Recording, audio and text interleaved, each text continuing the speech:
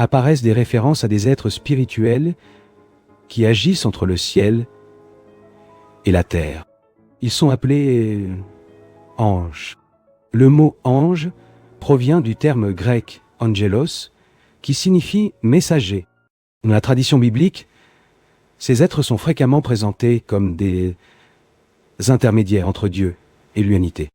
Ils apparaissent à des moments décisifs de l'histoire, transmettant des messages, protégeant des personnes ou exécutant des décisions divines. L'un des premiers exemples apparaît dans le livre de la Genèse. Genèse, chapitre 16, verset 7, décrit une rencontre entre Agar et un ange du Seigneur dans le désert. L'ange la trouve dans un moment de grande difficulté et transmet une promesse concernant l'avenir de son fils.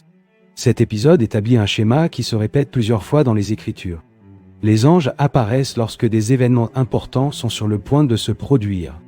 Mais, pour comprendre le rôle de ces êtres dans l'histoire biblique, nous devons observer comment ils apparaissent à différents moments du récit. Un autre épisode notable impliquant des anges se produit dans l'histoire d'Abraham.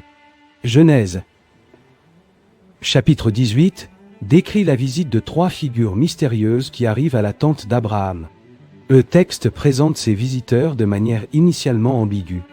Ils apparaissent comme des hommes, mais au fil du récit, il devient clair qu'ils sont liés à la sphère divine.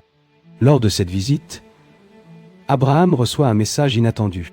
Son épouse Sarah, bien qu'avancée en âge, aura un fils. Cette promesse deviendrait une partie fondamentale de l'histoire du peuple d'Israël. Peu après, 2 de ces visiteurs se dirigent vers les villes de Sodome et Gomorrha. Genèse,